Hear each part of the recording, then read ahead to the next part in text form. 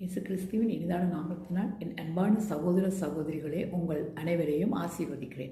மத்தேயு 4:17 மனம் திரும்புங்கள், பரலோக ராஜ்யம் சமீபத்திருக்கிறது என்று பிரசங்கிக்க தொடங்கினார். மத்தேயு 3:2 மனம் திரும்புங்கள், பரலோக ராஜ்யம் சமீபத்திருக்கிறது என்று பிரசங்கம் பண்ணினார். அப்போஸ்தலர் 2:38 பேதுரு அவர்களை நோக்கி, நீங்கள் மனம் திரும்பி ஒவ்வொருவரும் பாவ மன்னிப்பு கண்டு இயேசு கிறிஸ்துவின் நாமத்தினாலே ஞானஸ்தானம் பெற்றுக்கொள்ளுங்கள், அப்பொழுது பரிசுத்த ஆவியின் வரத்தை பெறுவீர்கள். மாற்கு 1:15 காலம் நிறைவேறிட்டு தேவனுடைய ராஜ்யம் சமீபமாக இருக்கிறது, மனம் திரும்பி சுவிசேஷத்தை விசுவாசியுங்கள். அப்போ இந்த மனம் திரும்பி பாவ மன்னிப்பு கண்டு ஞானஸ்தானம், அப்புறம் மனம் திரும்பி சுவிசேஷத்தை விசுவாசியுங்கள். இப்போ மனம் திரும்பணும்.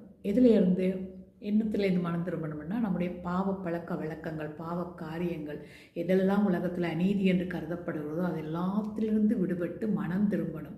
மனம் திரும்பி அந்த பாவ மன்னிப்பு கண்டு ஞானஸ்தானம் எடுக்கிறோம். அப்போது நம்முடைய பாவங்கள் மன்னிக்கப்படுகிறது. அதையே சுவிசேஷத்தை விசுவாசிக்கணும். அப்போ சுவிசேஷம்ன்ற ஒரே வார்த்தையில் ஏசப்பா நம்முடைய பாவங்களுக்காக மரித்து உயிர்த்து நம்முடைய பாவங்களை சிலுவையிலிருந்து நம்மளை விடுதலை ஆக்கி இருக்கிற, நம்மளுக்காக ரத்தம் சிந்தி இருக்கிற விசுவாசிக்கணும். அதே இங்கே சொல்லப்பட்டிருக்கிறது ரோமர் 6:10 அவர் மரித்து பாவத்திற்கென்று ஒரே தரம் மரித்தார், அவர் பிழைத்திருக்கிறது தேவனுக்கென்றே பிழைத்திருக்கிறார். அதே ரோமர் 6:11 அப்படியே நீங்களும் உங்களை பாவத்திற்கு மரித்தவர்களாகவும் நம்முடைய கர்த்தராகிய இயேசு கிறிஸ்துவுக்குள் தேவனுக்கென்று பிழைத்திருக்கிறவர்களாகவும் எண்ணிக்கொள்ளுங்கள்.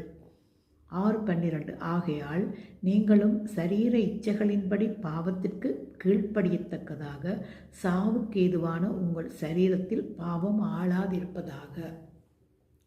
அப்போ இதுதான் இங்கே சொல்லப்பட்டிருக்கிற அந்த பாவமான காரியத்தில் முழுமையாக விட்டுட்டேன்னு சொல்லி திரும்பி பார்க்காத அளவுக்கு அதை முழுமையாக அதிலிருந்து விடுபட்டு ஞானஸ்தானம் எடுத்து இயேசப்பாவுடைய நமக்காக மரித்து உயிர்த்திருக்கிறார் என்று விசுவசித்து அவர் சொன்ன கட்டளைகளின்படி கீழ்ப்படிந்து வாழும்போது நம்ம முழுமையான மனம் திரும்புதல் அடைந்திருக்கிறோம் என்பதை